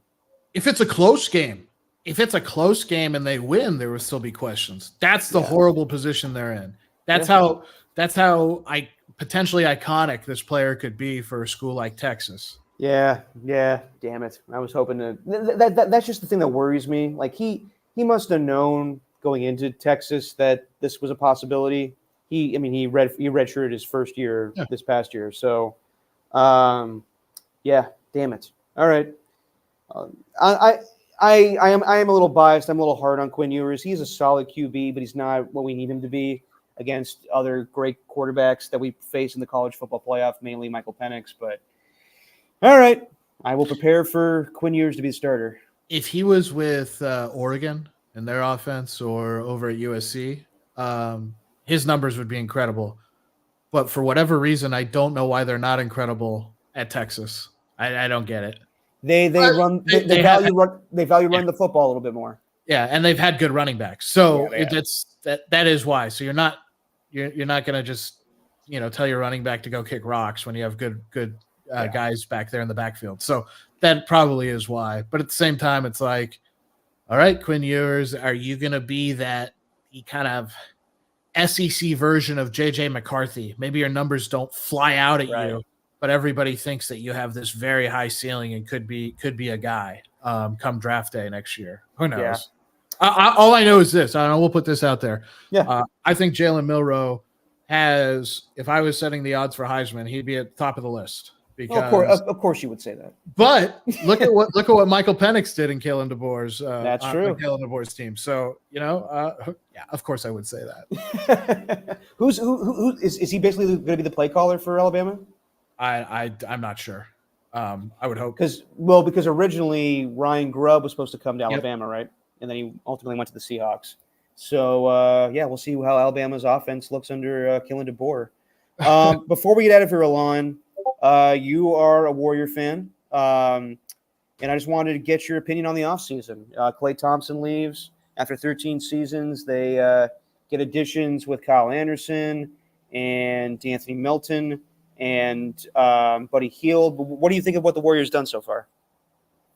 These all seem like pieces you would add to a team that already has firepower and ability to be a top flight contender, right? Yeah. These feel like pieces that you would add when maybe they were in the heyday of the Livingston, Iguodala, Curry, Thompson, Draymond. That feels like those kinds of pieces. You get a nice like 3-and-D with Melton, and I like Hield. Hield's a good player, and Kyle Anderson's. It's not like they didn't get guys who can't play. Yeah. The problem is what is this team gonna be other than? And I texted you last night. I said, and maybe I was being too generous. Like, to me, they look like they're stuck in the 6 to 10 ranking in the Western Conference for the foreseeable future if this is how they continue roster construction. There's another part of me that is very cynical, and I'm wondering, like, are they going cheap on this? Like, do they not think that the window's that long anymore? Which it's much, we're a lot closer to the end than we are to the beginning of the Curry era in Golden State. But are they intentionally going cheap and just saying, we'll sell tickets and we'll sell jerseys because we still have Steph Curry and, people are still living off the good times. But, that stuff fades pretty quickly in the NBA. And, I know they're only 2.5 years now removed from a championship, but you can't go out there and say for the last 8 years, 9 years, light years ahead, we're doing things, we're going after players like no one else has, and we're doing this like no one else has, and it's the greatest. And then you go and make moves like this. You can't get the big free agents. You don't take the flyers that certain fans think you should take. So that's a massive issue. I think you brought up Lauri Markkanen. I think whoever they end up, if they want to get someone big in the future, they need to get someone who's going to work in the pick and roll well with Steph Curry. Because at this stage of his career, I know Curry can still move well off the ball, and he's still very dangerous doing that. But, his athletic ability, his quickness, and his ability to fight through screens and get around easily is going to continue to diminish as he gets older. That doesn't mean he's going to be a bad ball player, though. It just means he's going to need to be more ball dominant. Right. But I don't see it. And I really hope it's not the ownership group sitting there and going, all right, let's just milk the last bit of profit and money we can get out of this group of players that we still have and the coach we still have, and then wait to blow it up and then, do a full on rebuild. But if that's the way it's going to be, that's the way it's going to be. But I hate that idea.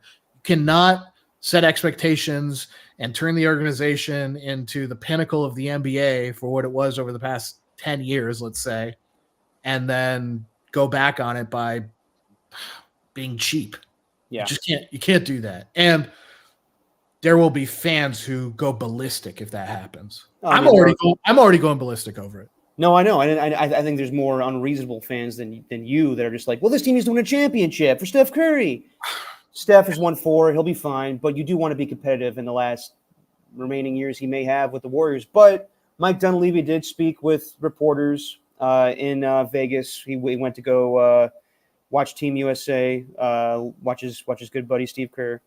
And he says that they have all the intentions. And, you take this with a grain of salt because he said that Jordan Poole was going to be part of the team last year. They have all the intention in the world to give extensions to Kuminga and Moses Moody and Steph Curry. Now, Tom made this point on Friday.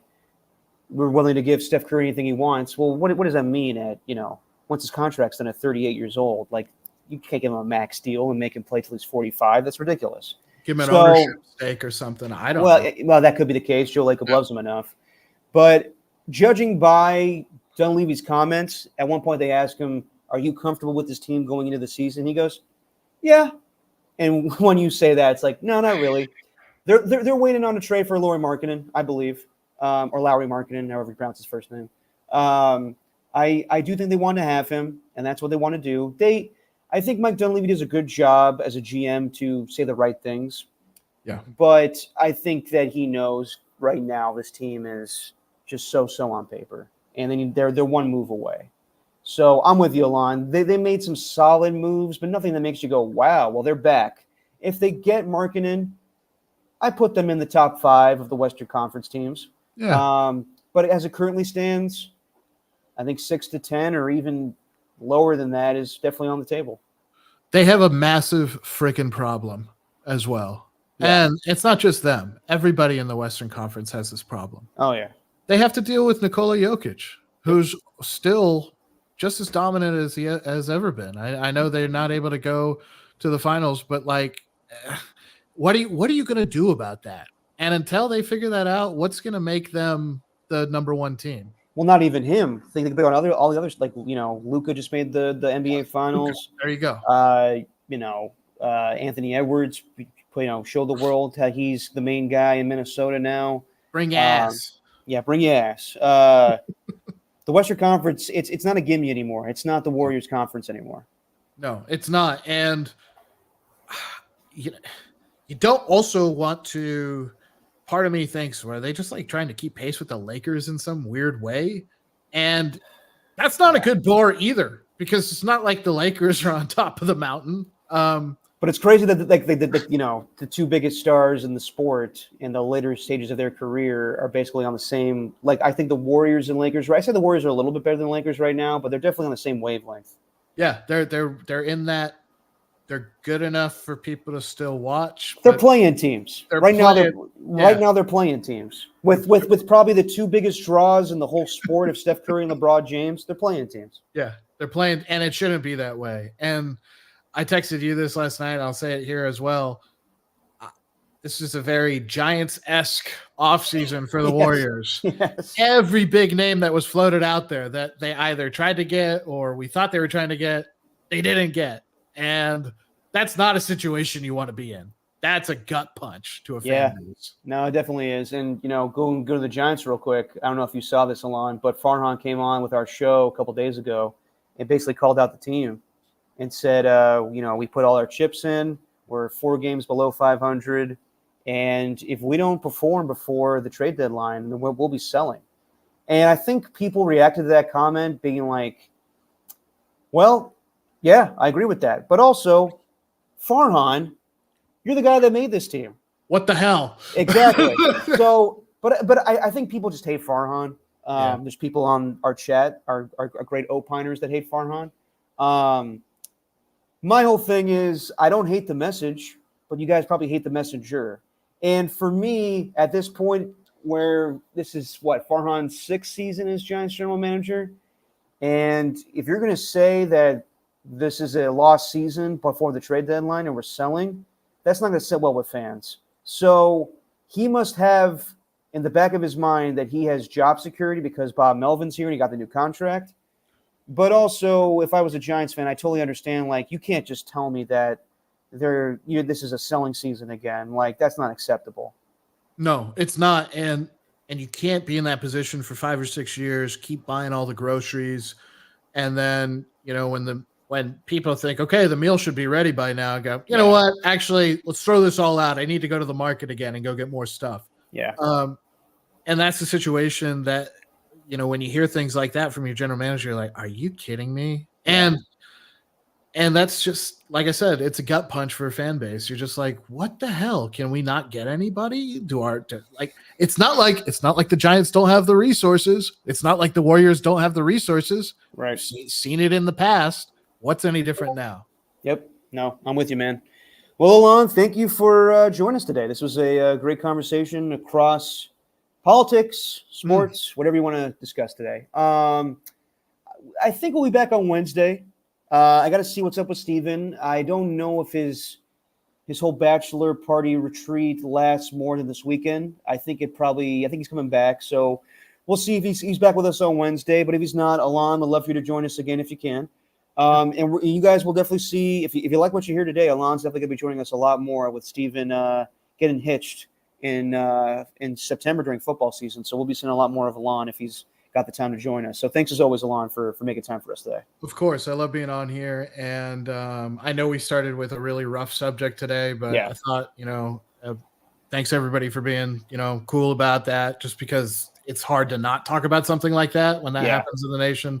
And I wanted to say one more thing about it. Like, let's be nice to each other, everybody. Like, just be kind and let's not hate each other. Let's do that. So as back on the sports thing real quick, I love being on this show. It's one of my favorite things that I get to come and do. And I love watching it as well. I love getting into the chat. So it's just always fun. I will say this, if I come back and I keep being on here, Derek, you're going to have to deal with me really pounding the table for UNLV football. It's very excited. Hey, man, whatever you want to bring up, man. I'm all for it. Just don't pound the table enough where you knock out your connection. Yes. I won't do that next time. But anyway, it's been great. No, man, I appreciate that. And thank you for always joining us. And I second your comments. Peace, everybody. Let's all just love each other. Peace. All right. And Ernie too on here. Derek, be nice to Tacky. You know what? Tacky can eat shit when he tells me to eat shit. So, but in the end, it's all love. All right, I've asked you. Sorry, Derek. I've asked you before. Tacky's a caller, right? To KMBR. Yes, Tacky is on the KMBR YouTube chat. He's on this chat, and I'm glad that he's on both. It's good. It's good cross pollination between both brands. And I met Tacky in real life. He's an awesome dude. He just loves telling me to eat shit. So. Okay, so it's not like Peter Griffin and the chicken fighting all day. Oh, no. But you know what? If we did get to that point where we were fighting each other on top of airplanes, that would be funny. Yeah, okay, gotcha. All right, guys. Thanks to everybody that was in the chat today. Ernie 1, Ernie 2, AJ Cruz was in here to start. We got Danny Goldie TV. And I guess catch us on YouTube a lot more because I don't know if we'll be on Twitter going forward. I got to talk to Steven if we're going to cost up the coin to have our shows on Twitter anymore. Seems like a waste, but maybe we're YouTube exclusive and podcast exclusive now. We'll have to see. But until next time, guys, thanks as always. Alon, thank you. And I'll give you the honors of saying what we always say. Hey, it's just your opinion, man. Nice.